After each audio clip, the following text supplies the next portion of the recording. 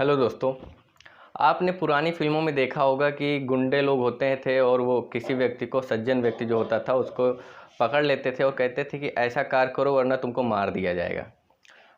वो जबरन किसी कोई कार्य कराने के लिए उसको पकड़ते थे और धमकी देते थे, अगर तुम वो कार्य नहीं करोगे तो तुमको मार दिया जाएगा या तुमको कुछ और कर दिया, तुम्हारे साथ कुछ और हानि कर पहुंचा दी जाएगी या तुमको चोट पहुंचा दी जाएगी या कूट पीट दिया जाएगा। तो ऐसे में अगर वो व्यक्ति कोई कार्य करता था तो क्या उसको सज़ा दी जा सकती? यहाँ पे आज हम बात करेंगे सिर्फ यही कि अगर कोई धमकीपूर्वक कार्य करता है, मतलब किसी के धमकाने पर कोई व्यक्ति कार्य करता है और वो अपराध के अंतर्गत आता है, तो उसको सज़ा होगी कि नहीं होगी? अगर सज़ा होगी तो क्यों होगी और नहीं होगी तो क्यों नहीं होगी? इसी के बारे में आज की वीडियो में हम चर्चा करेंगे।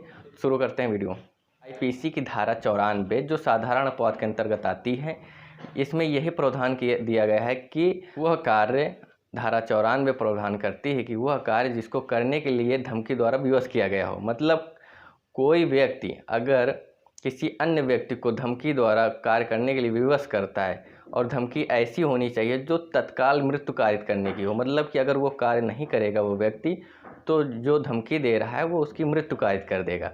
और फिर उसके उपरांत वो व्यक्ति कार्य करता है धमकी के साथ और वो कार्य अपराध है, अगर उसको अभियोजित किया जाता है तो वो सज़ा पाने योग्य नहीं है और उसको धारा 94 के तहत बचाव मिलेगा। शर्त यहाँ पे ये है कि धमकी कैसी होनी चाहिए। धमकी अगर हो कि तुम्हारा घर जला देंगे या तुमको पीटेंगे या तुम्हारे बच्चे को उठा लेंगे या रास्ते में जाओगे गाड़ी वाड़ी छीन लेंगे, ऐसी अगर धमकी हुई तो वो धारा 94 के अंतर्गत मान्य नहीं होगी।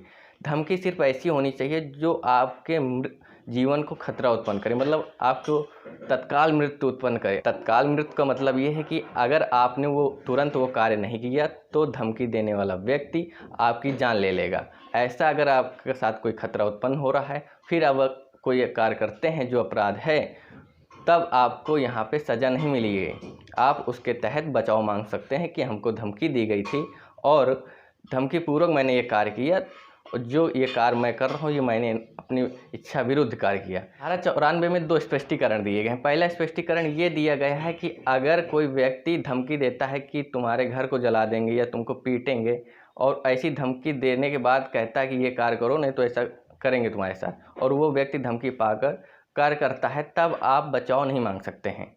ये पहला स्पष्टीकरण है कि धमकी अगर हानि, क्षति, चोट या पहुँचाने के लिए दी गई है तो आप बचाव नहीं मांग सकते हैं। दूसरा स्पष्टीकरण ये है कि धमकी तत्काल मृत्यु कारित करने के लिए दी गई है। मतलब कि अगर व्यक्ति ने कार्य नहीं किया तो उसकी तुरंत मृत्यु कारित कर दी जाएगी, तत्काल मृत्यु, और वो ऐसी धमकी पाकर कार्य करता है तो आप बचाव मांग सकते हैं।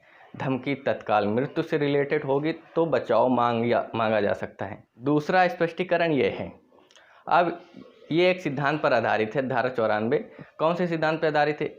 एक सिद्धांत है कि मेरे द्वारा मेरी इच्छा के विरुद्ध किया गया कार्य मेरा नहीं होगा। मतलब कि जो मैं कार्य कर रहा हूँ अगर उसमें मेरी इच्छा नहीं है, मान लीजिए कोई व्यक्ति वो नहीं करना चाहता है जो उससे कराया जा रहा है, और फिर भी वो कोई धमकी देता है कि ऐसा करो नहीं तुम्हारे साथ ऐसा हो जाएगा, और वो डर पूर्वक वो कार्य करता है, तो वो उसका कार्य नहीं माना जाएगा, क्योंकि उसकी तो इच्छा ही नहीं थी वो कार्य करने की। वो धमकीपूर्वक कार्य किया और ऐसा कार्य उसका नहीं होगा, जिसने धमकी दी उसका होगा। मतलब सज़ा उसको मिलेगी जिसने धमकी दी है, ना कि उसको जिसने वो कार्य किया है। तो ये सिद्धांत इसका है कि, फिर से बोल रहा हूँ, कि मेरे द्वारा मेरी इच्छा के विरुद्ध किया गया कार्य मेरा नहीं होगा। ये सिद्धांत पर धारा 94 आधारित है। एक उदाहरण लेते हैं इस पर कि का नाम का कोई व्यक्ति है जो खा नाम के व्यक्ति के पैसे छीन लेता है और खा से कहता है कि जाओ गा नाम के व्यक्ति के सारे पैसे लेकर आओ, चोरी कर लेकर आओ। अब वो पैसे उसके, वरना बोलता है कि तुम्हारे पैसे नहीं देगा, तो खान जो व्यक्ति है वो इस भय से, मतलब कि वो अपने पैसे बचाने के चक्कर में गा नाम के पास जाता है और उसके पैसे पूरे चोरी करके ले आता है और का को दे देता है। अब अगर यहाँ पे खा व्यक्ति को अभियोजित किया जाता है तो वो अगर बचाव मांगेगा कि मेरे अपने पैसे बचाने के लिए ही उसने ऐसा कार्य किया था, वो दूसरे गा नाम व्यक्ति के पैसे चोरी किए, तो यहाँ पे उसको बचाव नहीं मिलेगा।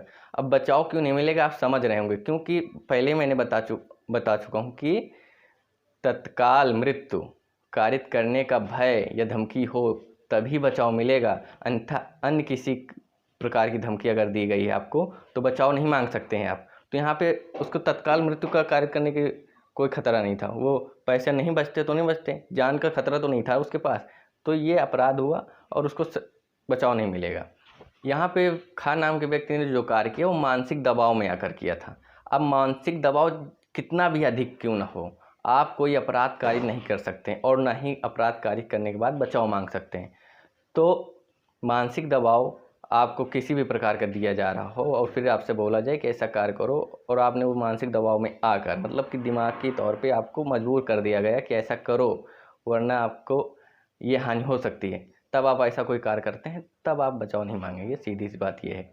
और याद रखिए कि सिर्फ धारा 94 उसी को बचाव देगी जो तत्काल मृत्यु कारित करने की धमकी के बाद किया गया कार्य हो, वरना अन्य किसी धमकी को धारा 94 बचाव नहीं देगी। एक केस है देवजी गोविंद जी का केस है। इसमें अभियुक्त जो होता है वो एक सिपाही होता है पुलिस का, और वो एक मुजरिम को पकड़ के इतना मारता है कि जब तक उसकी मौत नहीं हो जाती तब तक वो मारता रहता है। अब यहाँ पे उसने अपना बचाव में कहा कि ये उसके अपर अधिकारी का मतलब उससे उच्च जो थे सीनियर थे उनका आदेश था कि उसको मारें, तो यहाँ पे उसको बचाव नहीं दिया गया। एक दूसरा केस है बच्चन लाल बनाम राज्य। अब इसमें जो अभियुक्त होता है वो एक मृतक व्यक्ति को बॉडी को ठिकाने लगाता है, मतलब कि जो हत्यारे होते हैं और जो अभियुक्त वो दोनों मिलकर एक जो मर चुका है व्यक्ति उसकी बॉडी को ठिकाने लगाते हैं। अब अभियुक्त जब अपना बचाव मांगता है तो कहता है कि अगर हम उसकी मदद न करते बॉडी को ठिकाने लगाने में तो वो मेरी जान ले लेता, मतलब जो हत्यारा था उसको भी मार सकता था। तो यहाँ पे उसको बचाव दिया गया और माना गया कि हाँ अगर वो मदद नहीं करता तो उसको तत्काल मृत्यु का खतरा था, उसकी भी जान जा सकती, क्योंकि हत्यारा धमकी दिया था कि अगर वो ऐसा नहीं करेगा तो उसको मार देगा। ऑलरेडी ही एक व्यक्ति को मार दिया था तो उसको मार देगा कोई बड़ी बात नहीं थी, मार सकता था। तो यहाँ पे उसको बचाव दे दिया गया धारा 94 के अंतर्गत और सज़ा मुक्त हो गया। तो धारा 94 में मेन बिंदु ये है कि अगर आपको धमकी ऐसी मिलती है जो तत्काल मृत्यु कारित करने वाली हो तब आप धारा 94 के अंतर्गत बचाव मांग सकते हैं, अन्यथा नहीं मांग सकते हैं। ऐसी कोई धमकी जो आपको घर को नुकसान, प्रॉपर्टी को नुकसान, धन को नुकसान हो, ऐसी धमकी दी गई हो और फिर उसके बाद आप कोई अपराध कारित कराने के लिए कहा गया हो और ऐसा अपराध आप कारित करते हैं तब आप बचाव नहीं मांगेंगे। सिर्फ इतना याद रखिए कि तत्काल मृत्यु कारित करने वाली धमकी होनी चाहिए, बस। तो धारा 94 इतना ही था। मिलते हैं अब अगले सेशन में। धन्यवाद।